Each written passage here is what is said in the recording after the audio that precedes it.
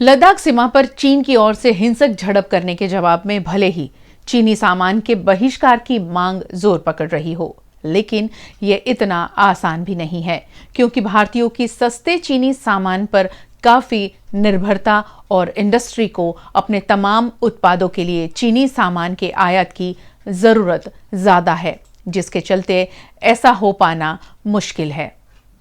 अगर चीनी प्रोडक्ट्स के इस्तेमाल में कमी को लेकर सरकार की ओर से कोई नीति लाई जाती है, तो फिर आने वाले समय में भारत में चीजों के दाम कुछ समय के लिए बढ़ सकते हैं।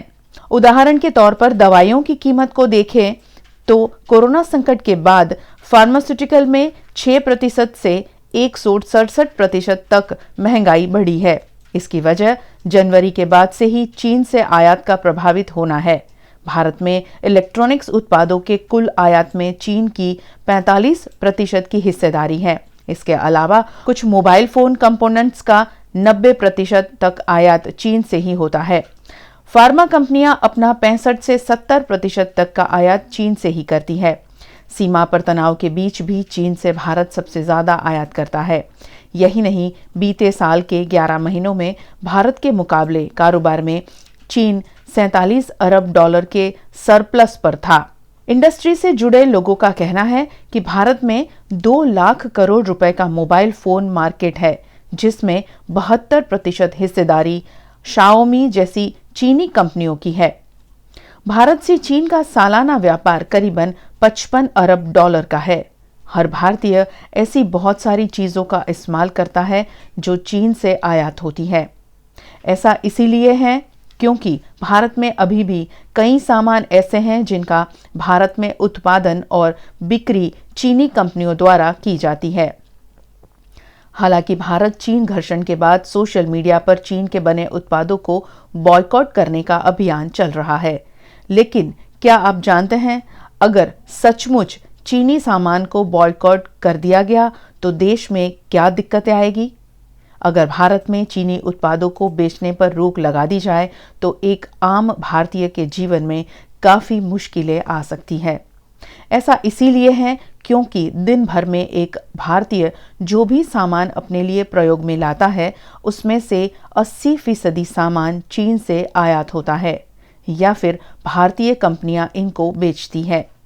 हम आपको बता दें कि विश्व व्यापार संगठन के प्रावधानों के अनुसार कोई भी देश बिना किसी कारण के दूसरे देश से अपने यहाँ आयात या फिर निर्यात होने वाले उत्पादों पर पूरी तरह से रोक नहीं लगा सकते हैं। इसके साथ ही भारत से चीन को निर्यात होने वाले सामान की मात्रा काफी कम है। अगर सरकार चीनी उत्पादों पर ड्यूटी को बढ़ाने का फैसला भी लेती है तो इसका असर सबसे ज्यादा आम भारतीयों पर ही पड़ेगा। चीन की प्रोडक्ट में तो क्या है कि दिवाली पे वो सीरीज जो है ना, वो सब अच्छी चलती है चाइना की। मगर अभी तो ये माहौल ऐसा हो गया है कि माल तो बहुत रखा है मगर बिकने नहीं जैसा है कि बिके ऐसा है, क्योंकि सब ग्राहक भी आता है कि भाई चाइना का है तो नहीं, इंडियन ही चाहिए। तो हमने वो चाइना रखना ही बंद कर दिया है, ख्याल है क्या ना। तो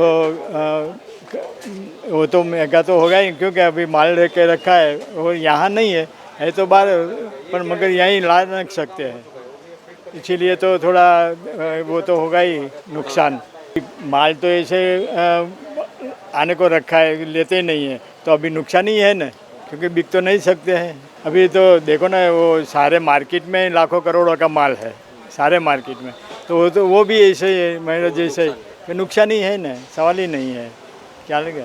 तो हम तो ऐसे ठीक है छोटे व्यापारी, मगर अंदर जब आप मार्केट में जाओ मंगल बाजार में तो कहाँ लाखों करोड़ों का माल है चाइना का। हाँ, वो भी नुकसान ही है सब में, न कोई लेगे ही नहीं चाइना का। तो अभी तो इंडियन ही मार्केट आ जाएगा।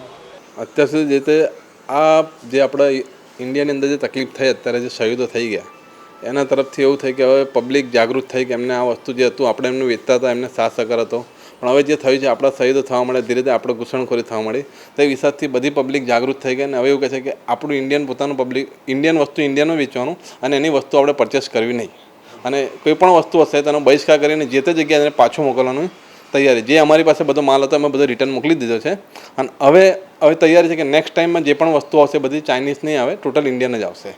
અને ઇન્ડિયન જે ચાઇનીઝની બધી વસ્તુ છે ટોટલ એનો બહિષ્કાર કરવાનો. एज़ कम्पेयर टू पहले तो चाइनीज़ प्रोडक्ट्स वैसे भी बहुत कम हो गई है. पहले 70 to 80% चाइनीज़ प्रोडक्ट्स आती थी, पर लास्ट 1 साल से 2 साल से इंडियन प्रोडक्ट्स आना चालू हो गई है. पहले मैन्युफैक्चरिंग प्रोडक्ट्स यहाँ पे नहीं थे, पर लास्ट 1-2 साल से मैन्युफैक्चरिंग यहाँ हो रही है और 95% अभी इंडियन प्रोडक्ट्स से मिल रही है. 5% चाइनीज़ है, उसमें भी कोई ऑप्शन नहीं है इंडियन मैन्युफैक्चर के बाद, इसलिए चाइनीज़ प्रोडक्ट वो 5% चलती है. इसलिए तो चाइनीज़ प्रोडक्ट्स का बॉयकॉट करना ही अच्छा रहता है. प्रेशर तो कोई नहीं है. चाइनीज़ और इंडियन प्रोडक्ट में कंपैरिजन क्या है, इंडियन प्रोडक्ट्स जो चीज़ 1000 रुपये की है तो चाइनीज़ वही चीज़ 200 रुपये की है. तो मीडियम पब्लिक जो मजदूर लोग हैं, रेगुलर इनकम वाले हैं, वो इंडियन प्रोडक्ट्स परचेज भी नहीं कर सकते, 1000 वाले 2000 वाले. तो फिर वो लोग चाइनीज़ प्रोडक्ट्स परचेज करना करते, जो क्योंकि चाइनीज़ प्रोडक्ट 200-300 में मिल जाती है, तो इंडियन प्रोडक्ट 2000, 3000, 2500 की आती है. इसलिए चाइना के प्रोडक्ट्स नहीं बिकती है, नुकसान तो होगा, पर उसके सामने इंडियन प्रोडक्ट्स का सेलिंग बढ़ गया है, तो उसका मेरे को इतना रेशियो का फ़र्क नहीं पड़ता है प्रॉफिट में या उससे लॉस में, क्योंकि इंडियन प्रोडक्ट्स ज़्यादा बिकती है एज़ कम्पेयर टू चाइना.